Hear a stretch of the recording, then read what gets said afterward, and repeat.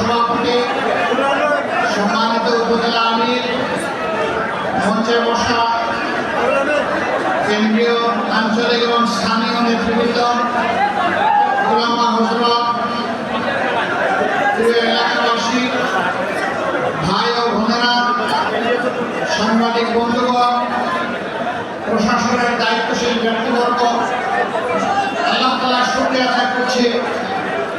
2024-এর 5ই August বাংলাদেশের যে পরিবর্তন সাধিত হয়েছে, সেই পরিবর্তনের অন্যতম প্রাণপুরুষ আমাদের কলিজার টুকরা সন্তান আবু সাঈদের স্মৃতি বিজড়িত এই উপজেলায় আল্লাহ তাআলা এই পরিবর্তনের পর দ্বিতীয়বার আমাকে আসার তৌফিক দান করেছেন। আলহামদুলিল্লাহ, আলহামদুলিল্লাহ। প্রথম মানুষে ছিলাম তার মাকে সালাম জানাতে, তার বাবাকে বুকে জড়িয়ে ধরতে, তার ভাইগুলোকে বুকে জড়িয়ে ধরতে, আর সেছিলাম তার বোনদেরকে সান্ত্বনা দিতে। আলহামদুলিল্লাহ, আমি তাদের চোখে মুখে সেদিন দেখেছিলাম স্বাধীনতার দীপ্তি। তারা আমাদের গর্বিত আপনজন। শহীদ আবু সাঈদের মাতা পিতা এক সন্তান হারিয়েছেন, কিন্তু বাংলাদেশে তারা কোটি কোটি সন্তান পেয়ে ধন্য হয়েছে। এই সাহসী বীর সেদিন বাংলার মানুষের চোখে আঙ্গুল দিয়ে পথ দেখতে বলেছে। যুব সমাজ সমস্ত অন্যায় এবং অসত্যের বিরুদ্ধে। আমরা কোনো অন্যায় এবং ফ্যাসিজমকে বরদাস্ত করব না। তার এই রক্ত সারা বাংলাদেশের ছাত্র ছাত্রী, যুবক যুবতীদের মধ্যে আগুন জ্বলিয়ে দিয়েছিল। এই জন্য তাদের স্লোগান ছিল, আমাদের রক্তে লেগেছে আগুন। সমস্ত মায়েরা রাস্তায় নেমে এসেছিল। এই আপনি একটা নামান, এটা নামান, সমস্ত মানুষ রাস্তায় নেমে এসেছিল। মা তার 10 মাসের কোলের সন্তানকে নিয়ে এসেছিলেন। সাংবাদিক বন্ধু প্রশ্ন করেছিল, আপনি এই কাজ কি করেছেন? সাংঘাতিক কাজ করেছেন। জিজ্ঞেস করলেন, আমি কি সাংঘাতিক কাজ করলাম যে আপনি দুধের শিশুকে তুলে নিয়ে আপনি এখানে এসেছেন গুলির সামনে? তিনি বললেন, এই শিশুটি আমার নয়, এটা আল্লাহর দান। এটার মালিক আমি নই, আমার আল্লাহ। আমি একটা মাত্র শিশুর মানুষ। যে কয়েকটি শিশু রাস্তায় নেমে লড়াই করেছে, আমি সবগুলার মা। সব শিশু আমার শিশু। আমার শিশুর জীবনের মূল্য আছে, আর ওই শিশুদের জীবনের মূল্য নেই। তাকে বলা হয়েছিল, যদি পুলিশে আপনাকে আর আপনার সন্তানকে শেষ করে দেয় কি করবেন? বলে যে আমিও শহীদদের কাতারে সামিল হয়ে যাবো শেষ করবো। এই রক্তে আগুন জ্বলিয়েছিল আবু সাঈদ। আল্লাহ তাআলা তাকে শহীদদের নেতা হিসেবে তৈরি। সে যেন আদালতে আখিরাতে হযরতে হামজা রাদিয়াল্লাহু তাআলা আনহুর পাশে জায়গা পায় সেই মিছিলে। কি স্বপ্ন নিয়ে তারা বুক পেতে সেদিন দিয়েছিল? স্লোগান তাদের একটাই ছিল, উই ওয়ান্ট জাস্টিস। আমরা বৈষম্যের বিরুদ্ধে ন্যায় বিচার চাই।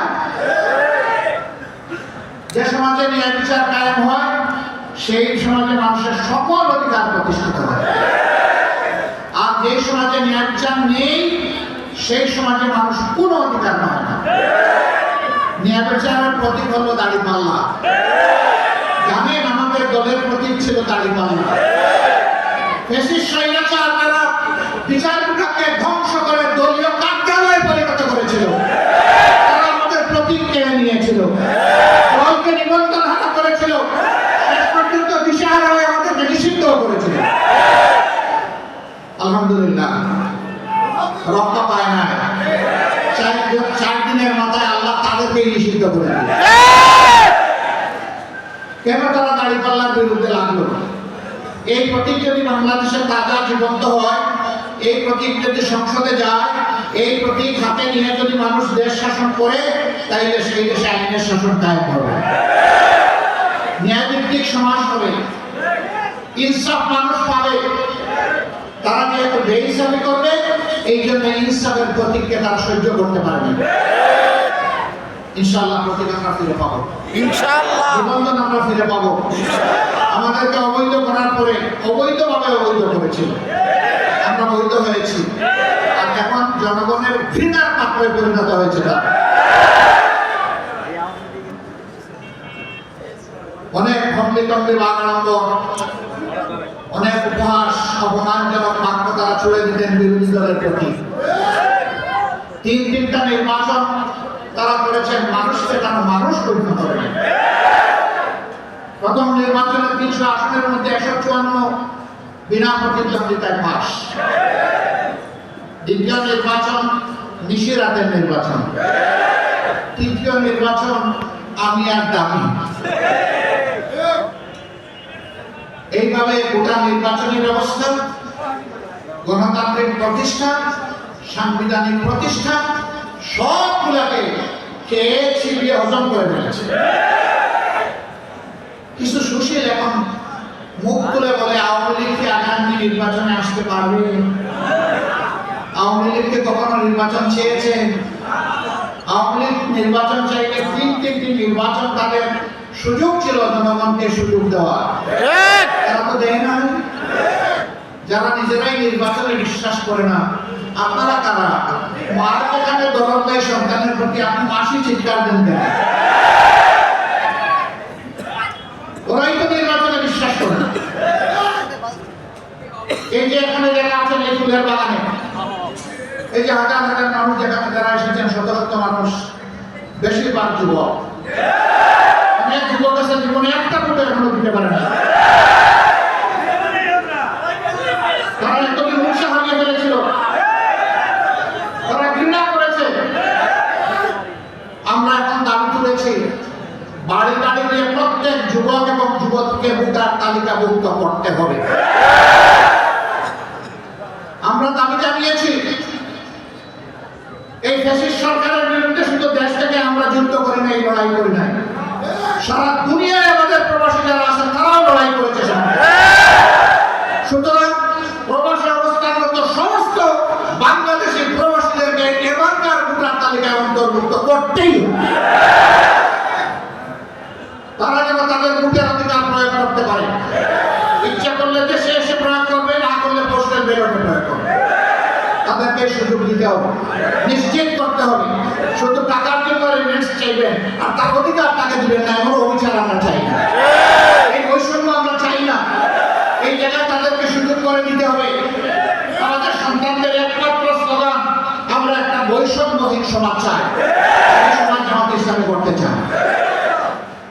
এই সমাজটা কেমন হবে? এই সমাজটা এমন হবে, এই সমাজে কেউ থাকবে গাছতলায় আর কেউ থাকবে বিষতলায়, তা হবে না। কাউকে গাছতলায় থাকতে হবে না, আর সকল মহবুকা তারও একটা সম্মানের ঠিকানা থাকতে হবে। আর যদি নিজস্ব সম্পদ না থাকে, সরকার তাকে বাধ্য তার ঠিকানা তৈরি করে। হ্যাঁ, আমাদের বিগত সরকার কিছু ঘর তৈরি করেছে, বৃষ্টি আসার আগে পানিতে ডুবে যায়, দাঁড়ানোর আগে তো ভেঙে পড়ে যায়। ওরকম ঘর আমি বলছি না, তাদেরকে টেকসই সম্মানজনক নিবাস তৈরি করে দিতে হবে। প্রত্যেকটা মানুষের এই দেশের অগ্রগতি উন্নয়নে সমাজ পরিচালনার তার অবদান রয়েছে। একজন মোটে, একজন মজুর, একজন মাঝি, রাস্তার একজন আমার ভাই, আমার বোন, ভিক্ষুক, তার অবদান রয়েছে এই সমাজ গড়ার ক্ষেত্রে। সারাদিন দুয়ারে দুয়ারে ভিক্ষা করে হাত পেতে যেটুকু টাকা পায়, সন্ধ্যাবেলা দোকানে ঢুকে সে বাজার করে। আপনি যেমন সদা কিনতে গিয়ে আপনাকে ভ্যাট দিতে হয়, তাকেও তখন ভ্যাট দিতে হয়।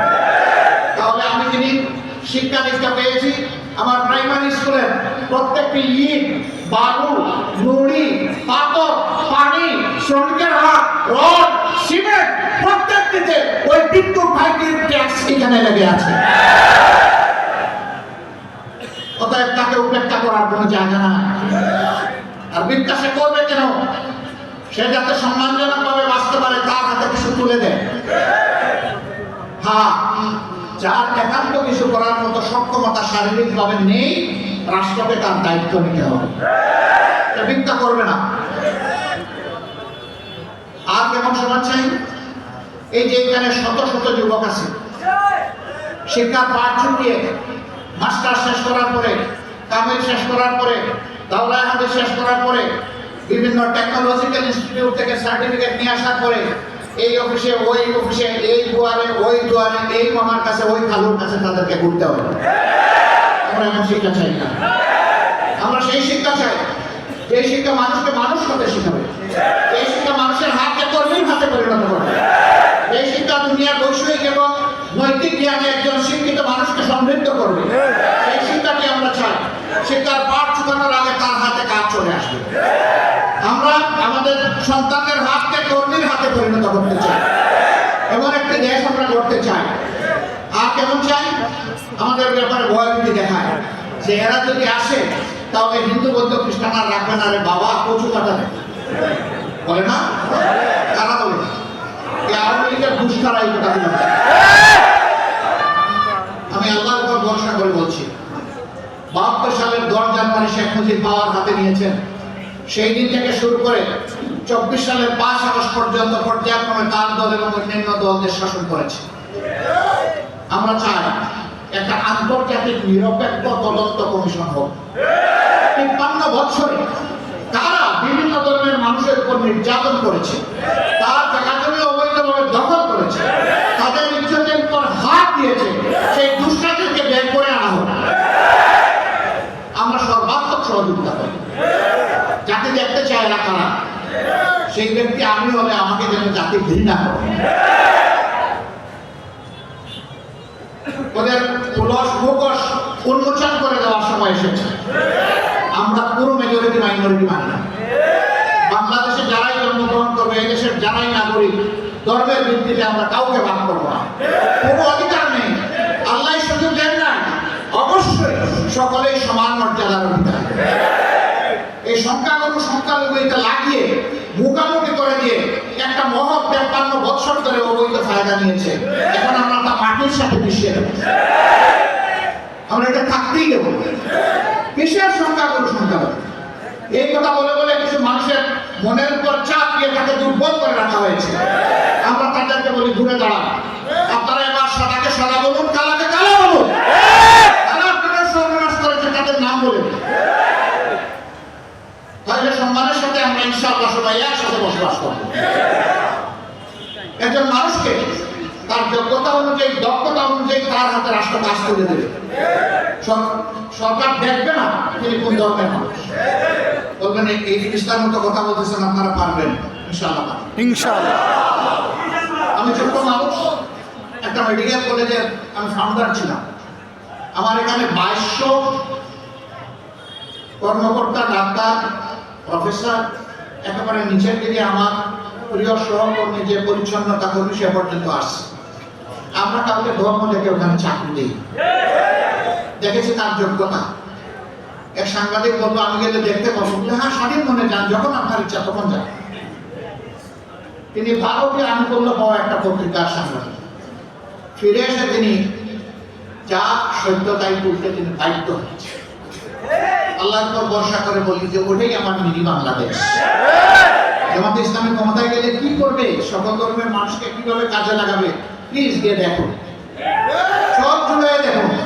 আমাদের কোনো জায়গায় ত্রুটি দেখলে আমাদেরকে সমালোচনা করুন, ধরুন, সুজা করে দিন, কোনো অসুবিধা নেই। এখানে সাংবাদিক বন্ধুরা আছেন, একটা সময় তাদের দিয়েছে, তাদেরকে কালাকে সাদা বানাতে হয়েছে সার্ফ এক্সেল দিয়ে, সাদাকে আলকাতরা লেখে কালো করতে হয়েছে। এই ব্রিটিশ সাম্রাজ্য শেষ। গোলাম মানে লেখক আর গোলামকে বলুন। আপনাদের পজিশন হচ্ছে জাতির আয়না, দর্পণ। আয়নার সামনে গেলে চেহারা অবিকল ফুটে উঠে। কোনো কিছু আয়না গোপন করে না, সুন্দর হলে সুন্দর, কালো হলে কালো। আর আপনাদের ব্যক্তিগত পজিশন হচ্ছে আপনি জাতির বিবেক। আমরা এই জায়গাটায় আপনাদের কাছে প্রত্যাশা করি। আমরা কারো আনুকূল্য চাই না, আবার আমরা কারো পক্ষ থেকে সেই অন্ধ বিরোধিতাটাও প্রত্যাশা করি না। আমাদের যা পাওনা তাই দিবেন, আমাদের কথাগুলো অভিজ্ঞতা পৌঁছাবেন। আপনার ভাষায় আমার কথা পৌঁছাবেন না ভাই, তাহলে আমার উপরে জুলুম হবে। কেউ কেউ এই কাজ করে, তারা জঘন্য অপরাধ করেছে, আমরা ক্ষমা করে দিয়েছি তাদের। একজন মানুষের চরিত্র হনন করা তাকে হত্যা করার চাইতেও জঘন্য। আপনার কথা আপনি বলুন, আমার নামে আপনার কথা চালান কেন? এ কাজ আপনারা করবেন না। হ্যাঁ, সবাই এটা করে না, এক আধজন, কিন্তু এই এক আধজনের কারণে গোটা সোসাইটির বদনামটা হয়েছে। এই জন্য আপনাদেরকেও আমি অনুরোধ করবো যে আপনারা সজাগ থাকেন, এরকম কেউ যাতে না করতে পারে। আপনারাও একটু সুচার ভূমিকা পালন করেন যে আমিও সততার ভিত্তিতে, স্বচ্ছতার ভিত্তিতে সাংবাদিকতা করব, আপনিও করবেন। এর বাইরে যাবেন না, গেলেই দেশের এবং সমাজের ক্ষতি হবে। আমার সম্মানিত ভাইয়েরা বলে যে যদি জামাতে ইসলামী ক্ষমতায় যায়, সব মেয়েদেরকে একটা একটা করে কালো বুরকা করে দিবে। ভাই, আমাদের এত টাকা নাই, কেন করাবো? একজন হিন্দু ভদ্র মহিলা, একজন বৌদ্ধ ভদ্র মহিলা, একজন খ্রিস্টান ভদ্র মহিলা, তাদেরকে আমি বুরকা করানোর কোনো অধিকার রাখি না। আমি কে তাদের গায়ে জোর করে বুরকা করানো? বলবে হ্যাঁ, মুসলমানদের মাঝেও তো কেউ কেউ করে না, তাদের বেলায় কি করবেন? না, তাদের বেলায় তো আমরা জোর খাবো। আমরা বলবো যে তুমি তোমার অন্তরে ইমানের মূল ধারণ করেছো, তুমি সৌভাগ্যবান। তোমার আল্লাহর বিধান তুমি কবুল করেছো, তুমি সৌভাগ্যবান। তোমার আল্লাহর বিধানটা কিছুটা যখন কবুল করেছো, মায়া করে পুরাটাই কবুল করো। তুমি দুনিয়ায় সম্মানিত হবে এবং তুমি আখিরাতে সম্মানিত। এবং আমাদের মায়েরা ইনশাআল্লাহ গর্বের সাথে সেদিন পরিচয় দিবে যে আমি একজন বাংলাদেশী। আমরা সেই সমাজটা ইনশাআল্লাহ বিধান করতেছি। আমি আমার সহকর্মীদেরকে বলি যে মাদেরকে মা হিসাবে দেখো, গোটা নারী সমাজকে মায়ের সম্মান দিন। এক চালাক সহকর্মী একদিন বলে স্ত্রীকে কি করবে? আমি বললাম যে স্ত্রীকে মা হিসাবে দেখতেন না, স্ত্রীকে স্ত্রী হিসাবে ভালোবাসতেন, ঠিক, আর সন্তানের মা হিসাবে দেখতেন। আপনি যেমন আপনার মাকে সম্মান করেন, আপনার সন্তানও তার মাকে সম্মান করে। আপনি যদি আপনার জায়গা থেকে স্ত্রীকে ভালোবাসেন আর সন্তানের জায়গায় গিয়ে যদি তার মাকে ভালোবাসেন, তাহলে আলহামদুলিল্লাহ আপনার সমাজ, আপনার সংসার হবে বেস্ট সংসার। এমন একটা সংসার আমরা কি সবাই চাই না? পরিবার হচ্ছে সমাজের ভিত্তি। ইনশাআল্লাহ মাদেরকে নিয়ে, তাদেরকে সম্মান দিয়েই আমরা সেই দেশ গড়ব ইনশাআল্লাহ। ভারতের সাথে কেমন সম্পর্ক হবে এটাও জিজ্ঞেস করি। যে ভারত তো আপনাদেরকে ক্ষমতায় আসতেও দিবে না, থাকতেও দিবে না। আচ্ছা বলুন তো, এই দেশ কি ভারত? এই দেশ কি ভারত? এই দেশ কি দিল্লি? এই দেশ কি এই দেশ কি পরাধীন? তাইলে ভারত আমার দেশের শাসক ঠিক করবে কেন? আমরা কি ভারতের শাসক ঠিক করি? আমাদের কি ঠিক করা উচিত হবে? উচিত হবে না। আমরা ঠিক করবো আমাদের দেশের শাসক, ভারত ঠিক করবে তাদের দেশের শাসক। অবশ্য আমরা শাসক বলি না, আমরা বলি রাষ্ট্রের সেবক। কিসের শাসক? জনগণের আমানত, ভোট, মূল্যবান ভোট তোমাকে ভাই বিশ্বাস করে সম্মান করে দিয়েছে, তুমি সেবক হও, শাসক হও। শাসক হলে তো তোমার শরীর গরম থাকবে, আর তোমার চোখ থাকবে না। চোখটা একটু শীতল করো আর হাতের শরীরটা ফেলে দাও। চেষ্টা করো মানুষের পা ধোয়ানো। দুনিয়ায় সম্মান পাবা, আখিরাতে আল্লাহর দরবারে মকবুল বান্দা হবে। এই বাংলাদেশকে আমরা চাচ্ছি। এই বাংলাদেশে থাকবে সম্মানতা, ভালোবাসা, শ্রদ্ধা। যে বাংলাদেশে থাকবে না হিংসা। আমরা মুক্তিযুদ্ধের পক্ষে বিপক্ষে, আমরা মাইনরিটি মেজরিটি এই সমস্ত সংঘাত আর দেখতে চাই না। এই গড়ি গিলিয়ে গিলিয়ে মানুষের সর্বনাশ করা হয়েছে। গরিবের টাকা লুণ্ঠন করে বিদেশে third home, second home, fourth home করা হয়েছে, করে দেওয়া হয়েছে। বিদেশের ভান্ডারকে সমৃদ্ধ করা হয়েছে। বাংলাদেশের ব্যাংক, বিমা, সেক্টর, কর্পোরেশন, ইন্ডাস্ট্রি সব কিছু ধ্বংস করা হয়েছে। এখন জাতি কমর সোজা করে দাঁড়াতে গিয়ে থরথর করে কাঁপছে। আর সেই গড়ি বিক্রি করতে দেওয়া হবে না। মুক্তিযোদ্ধা বাংলাদেশ জামাত ইসলামীতেও আছে। আপনারা জানেন আমি এক শহীদ মুক্তিযোদ্ধা পরিবারের লোক।